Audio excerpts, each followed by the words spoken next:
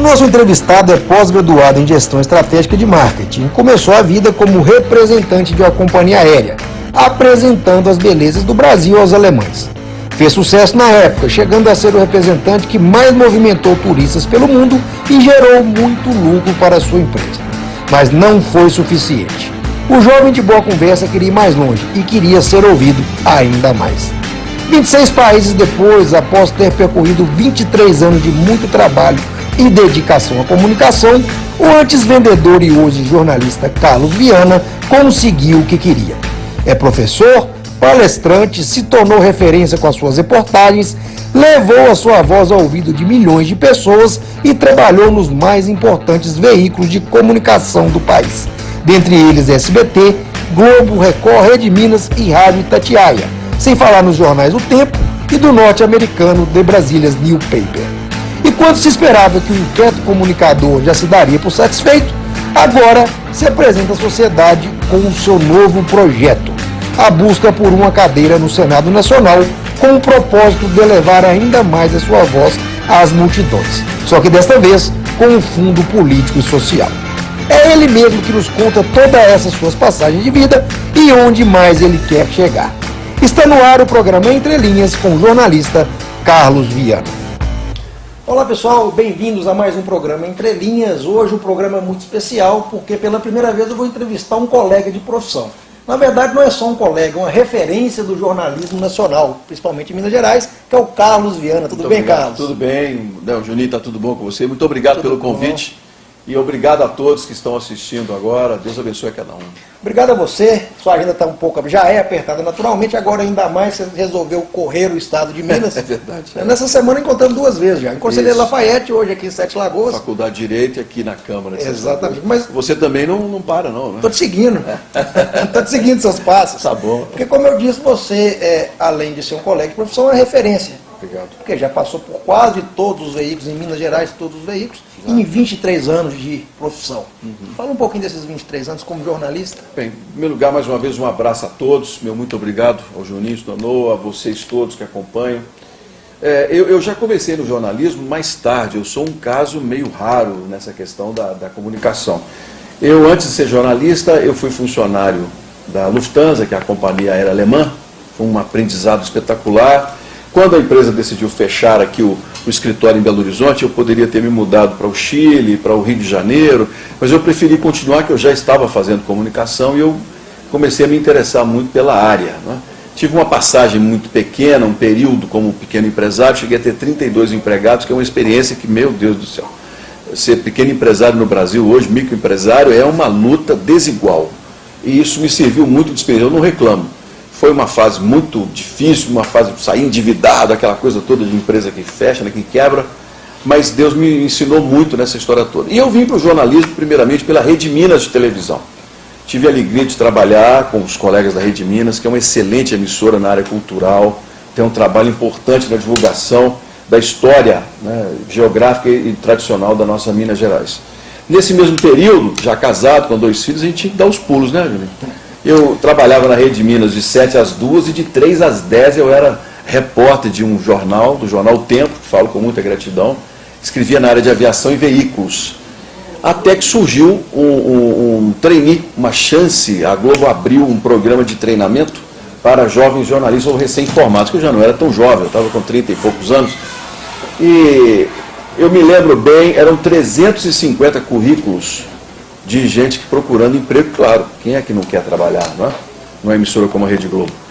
E nós fomos 2 selecionados, fomos eu e uma jornalista, e eu com muita alegria aprendi, fiquei 4 meses na Globo Minas, fui para Salvador, trabalhei na TV Bahia em Salvador. Eu vou ter que te interromper, senão você vai acabar com a minha entrevista, você não contou tudo, porque o que você não contou, quando você foi para a Lufthansa, com seus 24 anos, 24 anos, que você foi recorde aí de negócios, porque você tinha que divulgar a Alemanha em Minas. É verdade. O escritório de Belo Horizonte bateu recorde nacional. Você está sabendo da história mesmo, né? Eu procurei saber. Eu assumi a Lufthansa como o que eles chamam de Verkäufersleiter, que é um vendedor de passagem. Eu tinha um gerente, que era o Sr. Pons. Já era bom de papo. Já, sempre fui. Ganhei a minha primeira medalha assim, fazendo apresentação em... Foi recorde nacional, né? E eu assumi a Lufthansa tinha 30 e poucos mil dólares de faturamento. Nós trabalhando as feiras alemãs, divulgando a tecnologia alemã para os empresários brasileiros, nós levamos uma única vez 350 empresários para Hannover, até o ex-presidente da FIENG hoje, né, o Olavo Machado, é um grande amigo, foi um dos meus passageiros. O Stefan Salege, empresários mineiros que hoje fazem uma diferença grande, estiveram comigo em Hannover naquele período da Lufthansa, e nós de 32 mil dólares, nós entregamos a Lufthansa, eu entreguei a Lufthansa com 350 mil dólares de faturamento, mês. Então você já conhece o comércio. Conheço. Sem Bom de dificuldade. Conheceu 16 países? 26. 26? 26. Conheço 26 países. 26 países. Conheço bons países. Conheço países, que eu não vou dizer ruins, porque cada lugar tem seu valor, né? Mas conheço boas soluções para o Brasil e más soluções para o Brasil. Nós temos exemplos, né, daquilo que pode ser bom para nós ou pode não ser. E nessa jogada toda, trabalhou no comércio, voltou para o jornalismo. Aí iniciei, né? Na verdade, iniciei no jornalismo. Mas fez muito sucesso na Alterosa. Fiz. Né? Da Globo em Salvador, eu fiquei lá um ano, a ideia era que a família fosse, porque eu estava sendo treinado para um repórter de rede. Mas a minha sogra, uma pessoa muito querida, era uma segunda mãe, desenvolveu um câncer de mama. E que acabou vitimando, né, tirando a vida dela. E a minha esposa falou assim, olha, eu não tenho como ir para Salvador morar com você, porque minha mãe adoeceu e nós precisamos cuidar dela aqui. É uma família muito humilde, a família da minha sogra. E eu fiquei naquela dúvida, meu Deus do céu, o que eu faço? Dou sequência da minha carreira ou volto e dou apoio à família? Eu fiz a opção que eu achei melhor e que, graças a Deus, sempre foi a decisão certa, que é apoiar a família. Você pode ser bem sucedido o tanto que você quiser, mas se você não tiver uma boa família, o apoio da sua família, o sucesso dos seus filhos, o crescimento dos netos, tê-los como pessoas de bem, nenhum sucesso valeu a pena. Eu lido constantemente com famílias lutando contra as drogas, contra bebidas, né? Filhos que dão filhas que se tornam problemas para os pais. Recentemente, até nos Estados Unidos, lá 30 anos de idade, os pais tiveram que ir à justiça para ele sair de casa. Aí ele foi ser entrevistado e falou assim, olha, eu não pedi para eu nascer. Ele recorreu, inclusive. Ele recorreu. Ele sair de casa. Ele falou, eu não pedi para nascer, eles é que têm que cuidar de mim. Um marmanjo barbudo, cabeludo de 30 anos, não queria sair de casa. Você vê, eu agradeço muito. E voltei e entrei para a TV Alterosa. Mas teve lá também nos Estados Unidos, no empréstimo The National. Isso foi em 2004. Aí eu fiquei na Alterosa de 2000 a 2004. Foi o ano, o Juninho e nossos telespectadores, eu digo com muita alegria, a TV Alterosa, quando eu entrei, nós tínhamos 2 pontos de audiência, que é muito pouco, né? Eu saí da TV Alterosa em 2004, já tinha 2 para 3 anos que nós éramos o primeiro lugar de audiência no Brasil. Um projeto que eu ajudei a desenvolver, que eu ajudei a montar. A Alterosa tinha uma equipe especial, excepcional de profissionais de jornalismo, ainda tem até hoje, mas naquele período foi o período de maior...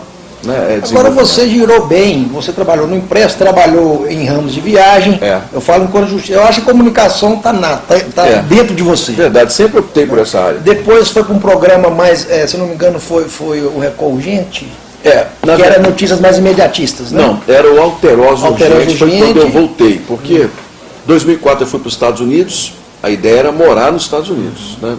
Foi uma experiência muito boa. Eu fui como correspondente, e acabei fazendo uma colaboração para um jornal lá, que é o National Brazilian Newspaper. Todo o acervo, inclusive, está em Harvard, o que nós produzimos naquela época. E eu sofri lá uma queda no primeiro andar, quebrei o pé, esmaguei o pé, para ser mais exato. Sozinho nos Estados Unidos de novo, segundo andar de escada, como é que eu ia fazer? 2 anos de tratamento no pé. Voltei para o Brasil. E aí fiquei aqui com a expectativa de sarar o pé e voltar para lá, porque a minha ideia era voltar para os Estados Unidos, né? Mas acabou que Deus tem planos, né? A palavra diz que do coração do homem vem o desejo, mas é da boca de Deus que vem a resposta, né? Isso é um provérbio. E Deus tinha outros planos. Eu comecei a dar aula aqui no UniBH, daí a pouco eu comecei a fazer pequenos trabalhos, a Itatiaia, que é uma rádio espetacular, me chamou para trabalhar na Itatiaia. E eu comecei então, aí daí a pouco veio a Record. A Record havia mudado toda a direção em Minas e havia estudado o case meu na TV Alterosa, o projeto de jornalismo bem sucedido da TV Alterosa, que marcou época no jornalismo brasileiro, o Jornal da Alterosa. Aí eles me perguntaram, Virgílio Abranches, até um nome jovem, ele, 20 e poucos anos, 28 anos de idade, sim muito, veio para ser o diretor de jornalismo aqui, uma cabeça, uma inteligência espetacular. E normalmente a gente é mais velho, né, 40 e poucos anos, vem um jovem assim, a gente te vê com um cara desconfiado, esse cara vai querer meu lugar. Esse não. Esse olhou para mim e falou assim, olha, eu estou aqui querendo melhorar a casa, você me ajuda? Eu falei, ajudo. E você pode me orientar como lidar com os mineiros? Isso é um prazer para mim, coisa de mineiro é coisa que eu entendo. E a Record me contratou, naquela época a Record não existia praticamente. E nós hoje, graças a Deus, nós somos marca no jornalismo mineiro também, como foi a TV Alterosa naquela época, nós transformamos a Record. O meu programa, o MG Record, em maio, na maior parte do tempo, foi o programa mais assistido da Record Minas Gerais. Hoje, Mauro Tramonte, que é um grande companheiro, o Eduardo Costa pela manhã, as pessoas se acostumaram, né? A Record se tornou parte da mineiridade, que para nós isso é muito importante. Mas eu acho até pelo formato aí, né, dos seus programas, você teve um grande acesso à população, pela Itatiaia, pela Record, então eu acho que você foi moldando esses programas de acordo com a necessidade da população. O que eu posso dizer, para não contar os segredos, porque a gente não conta os segredos, né? Mas eu posso dizer o seguinte, é tudo muito bonito você fazer jornalismo de gravata arrumadinha, terno bonito, todo mundo tem terno, todo mundo tem câmera, todo mundo tem bancada, mas só alguns fazem sucesso, né? Alguns de verdade têm audiência. Por quê? Você precisa se preocupar, Juninho, que você faz muito bem, é que seu público te entenda. Não adianta nada você fazer um jornalismo para outros jornalistas. Eu quero que você segure esse pedacinho, claro. Que o primeiro bloco já foi. Tá bom. Quando o papo é bom, passa rápido. E nós vamos entrar falando desse seu contato direto com a população. Vamos lá.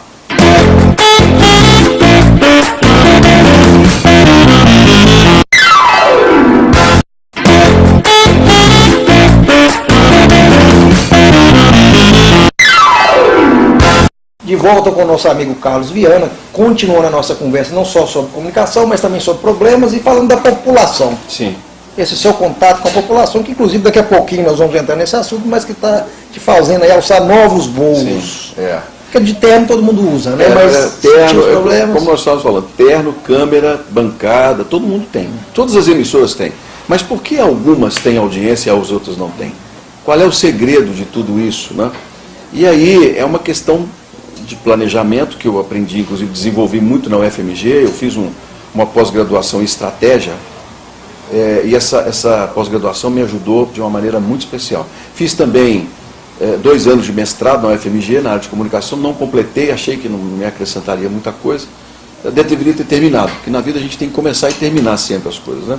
Mas talvez não, porque inclusive você parou um tempinho pelo excesso de trabalho. Nos Estados Unidos. Você teve uma época que você estava sobrecarregado. Eu recebi esse convite para ir para os Estados Unidos e eu fui. Aí eu deixei o mestrado para trás e não retomei.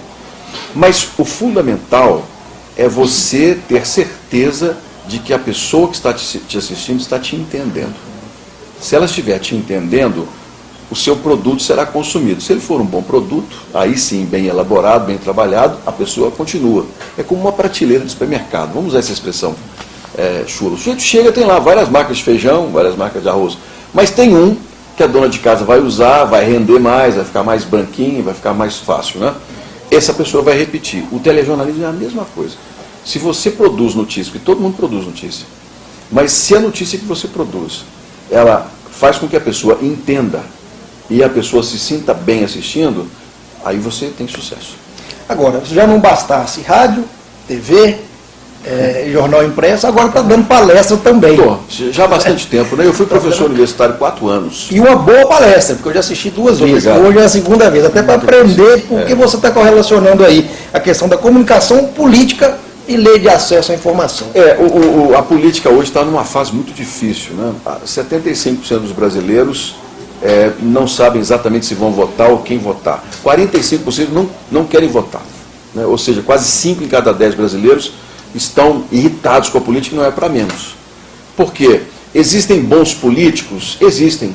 A pessoa vai falar assim, não tem, todo político é pilantra. Não é verdade.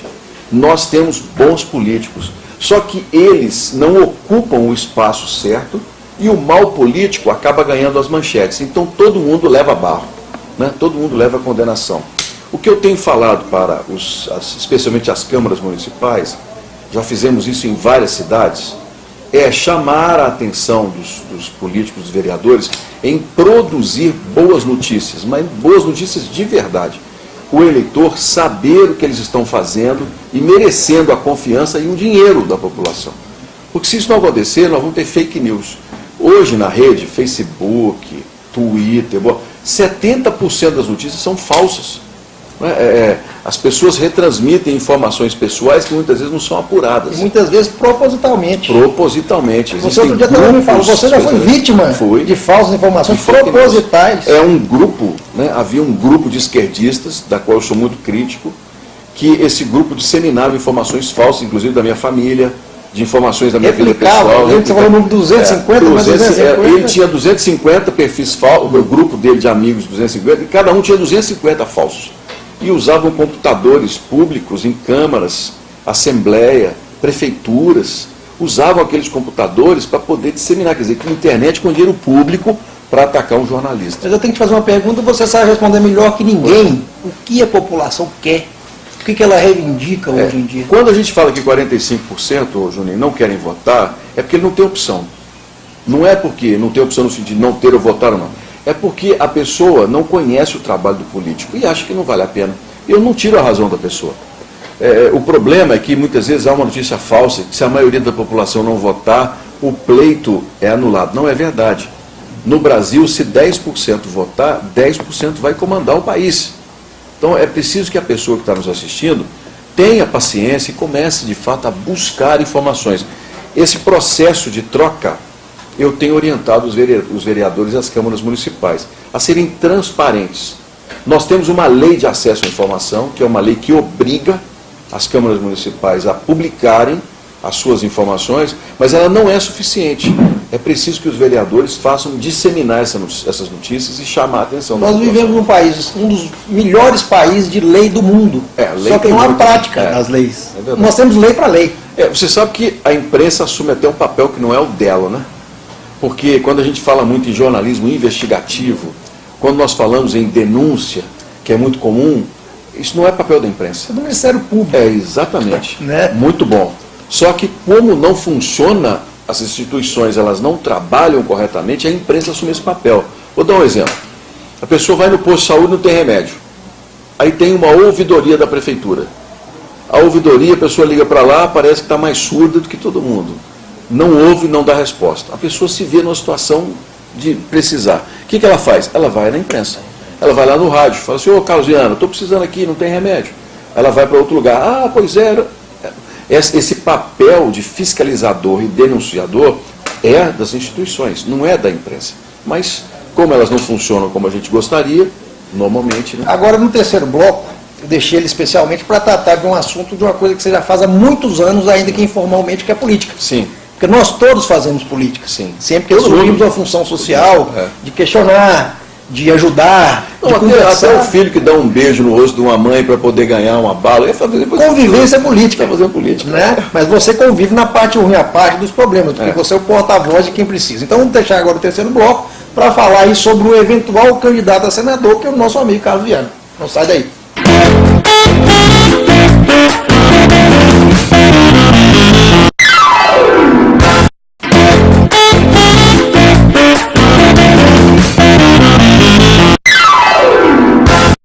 Infelizmente, o último bloco, porque para mim é uma experiência muito boa, uma experiência de trabalho, saber de uma pessoa que já passou muito aí na minha frente. Então é o seguinte, deixa uma abertura aí para mim, tá, que eu estou indo atrás. Seja bem-vindo. Mas vamos falar de política, que é o seu novo projeto, Sim. Até um projeto que eu imagino, pela sua trajetória, que você foi mais levado do que buscou. Eu tenho colocado o meu nome como pré-candidato ao Senado, para uma das duas vagas em Minas Gerais.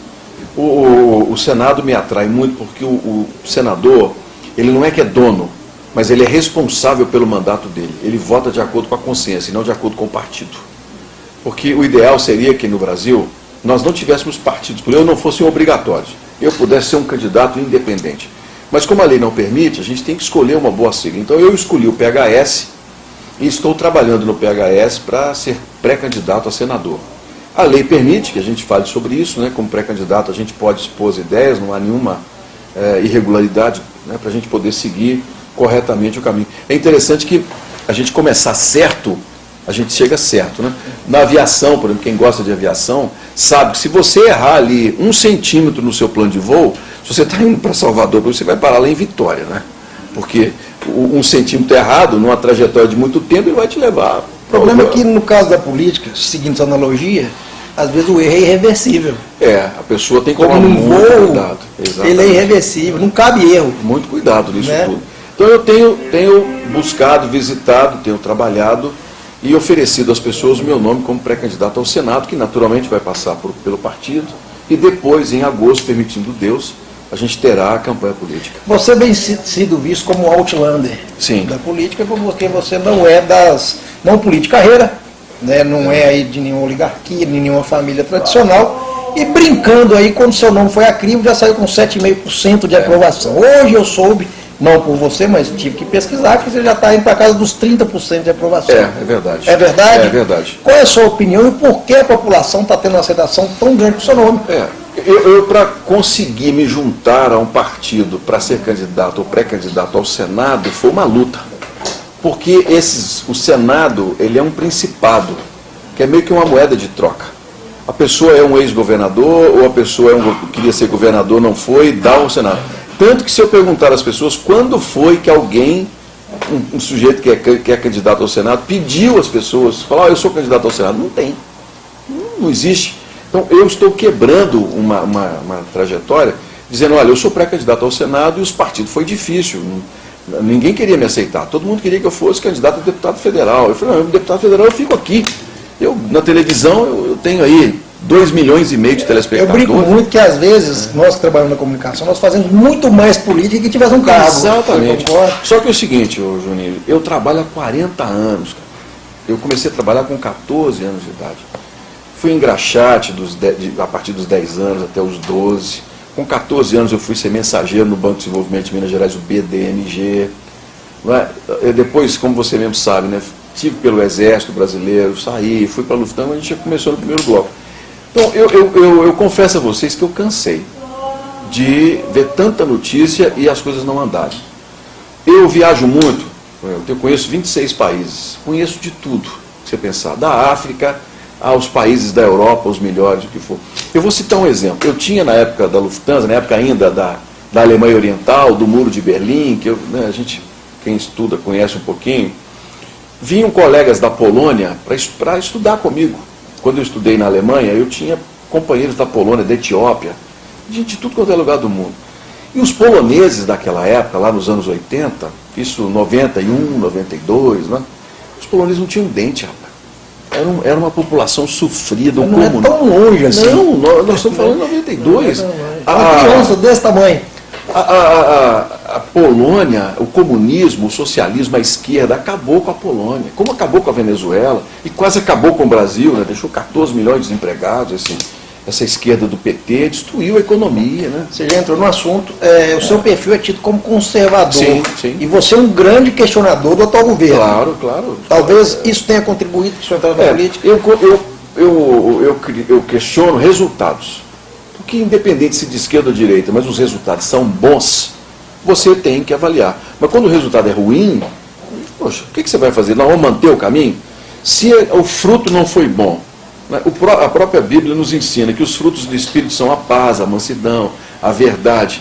Se o fruto é desemprego, se o fruto é tristeza, é violência, se o fruto é toda uma insegurança, nós vamos continuar com isso? Nós temos que mudar. E eu lembro que esses poloneses, sofridos pelo comunismo, sabe? Não tinham dentes, era um pessoal jovem, sofrido. Eu visitei a Polônia há 2 anos, né? Fui visitar Auschwitz, campo de concentração. Eu fiquei impressionado com a Polônia. A Polônia não deve nada à Alemanha. Em tão pouco tempo. Em tão pouco tempo. As escolas da Polônia, os hospitais, as estradas. Eu fiquei, meu Deus do céu, nós somos um país muito maior que a Polônia. Nós somos um país muito maior do que isso. E nós não avançamos, o país parou. Nós retrocedemos pelo menos 10 anos na economia brasileira. Você que faz menção a Deus a todo momento, você é evangélico. Sim, sou evangélico. Importante até para a base sua. Sou membro da Igreja Batista do Getsemane com o pastor Jorge Linhares já há 25 anos. Né? 22 para ser mais exato, que eu estou na Getsemane para ser mais correto. Né? Então esse foi o meu desejo, sabe, Juninho, de entrar para colocar meu nome para a política. Eu posso contribuir. Conhece dos problemas e das soluções. Então, conhece o mundo, as coisas boas e as coisas ruins. Uma das suas bandeiras, não sei, agora tem que ser bandeira, porque deixa de ser opinião. A partir do momento que você leva o seu nome, a oferta da população, é a questão aí da liberação do porte de armas. Sim. Você é a favor? Não, vamos colocar as coisas com calma. Eu sou a favor que ou ninguém tenha arma, ou então que todos tenham o direito de ter. Se nós fizermos um pacto nacional, e aí eu não sou o dono da verdade, a gente precisa sentar com a sociedade, discutir com a sociedade isso. Nós somos a favor da arma ou não? A gente vamos acabar com as armas no Brasil particulares?